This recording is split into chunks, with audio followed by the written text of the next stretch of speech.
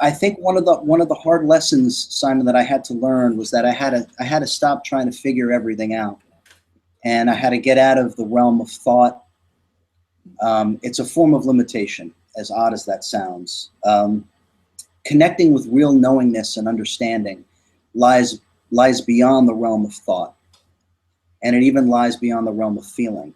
And what meditation can do, or other forms, whether it's ayahuasca or whether it's DMT, rhythmic dancing, rhythmic drumming, anything that gets you out of your normal realm of thought and thought pattern will elevate your consciousness. And once your consciousness begins to be elevated, you'll actually realize that you're outside of the realm of thought.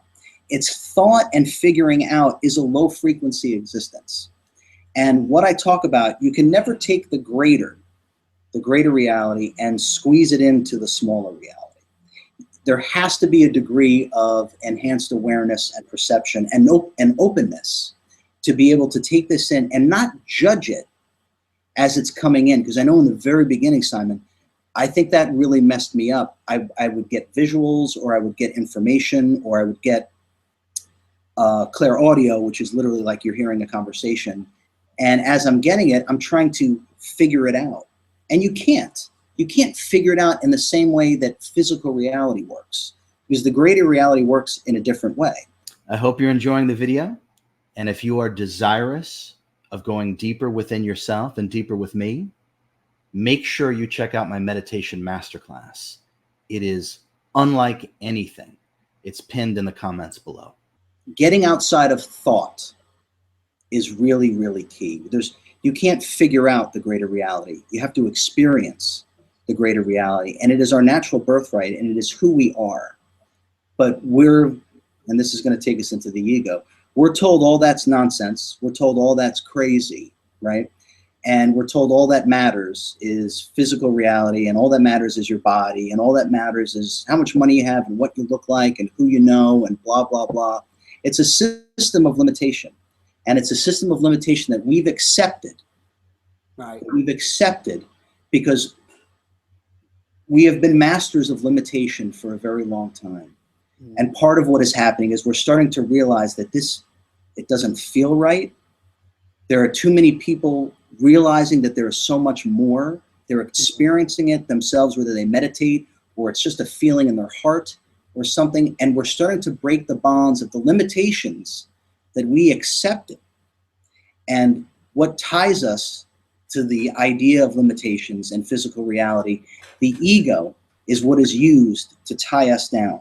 And it's karma is the tool that is used to hook the ego and keep it in low frequency existence and keep it repeating in low frequency existence. And when people start to raise their awareness, which is what this awakening that we talk about, 2012 is a demarcation of actually the awakening of greater sense of perception and awareness. It has nothing to do with the end of the world. It never had anything to do with the end of the world. And the more that we allow greater awareness to happen is actually what activates our DNA and actually how we physically change. It's always spiritual informs the physical. It's never the physical informs the spiritual. But let me go back to the ego. Yeah. And it's basically hooked, Simon, through materialism. There are other belief systems, but materialism is the main thrust. Society, money, status. Exactly. We are told that these are things that we need to achieve. And we're brainwashed into it, and we're conditioned into it, and we judge ourselves and we judge each other based upon some made-up system. Literally a made-up system.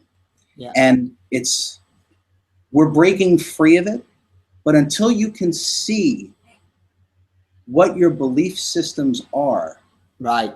What people end up doing, they end up only seeing their belief systems, and they actually think that's reality. Someone asked me to finish this sentence the other day, I believe, and they said, RJ, finish that sentence. I said, I believe that beliefs are the ultimate form of limitation. And I don't think he was expecting that answer, but then we started talking about that. Beliefs really are a form of limitation. We need to experience things, not believe in things. That's what holds us back. And belief systems, whether they can take the form of a religion, they can take the form of materialism. They take many different forms, but really all they are is a limitation. And what happens is when someone meets someone or something or has an experience that doesn't fit within their belief system, what do? They reject it. Right. They simply reject it. And it's Right. because it goes back to what I said. A lot of people only end up actually seeing their belief systems. They never see reality for what it really is. Yeah. And I think the ultimate form, or the most harmful, is materialism and religion, unfortunately. And I think religion got hijacked a long time ago, in my opinion, and it's used more to segregate. The all is in the one, and the one is in the all. And anyone who says it's only these kind of people or this people that are saved, or God's people or God's chosen people or whatever, it's impossible. Right. Because all comes from source. Right. God, right? Creator. There's only one, and we are just divine manifestations of that, having this experience. But we've chosen to limit ourselves through belief systems, through materialism. We spend our whole life building our own personal empire, making money, right? And yet we all know that when we transition out of our body, we don't take any of it with us. I wonder why we spend our whole life just building it. If we even go earlier, when we're born, we're given a name. We're given a social security number. We're given a birth certificate. We're immediately thrust into the system, Simon.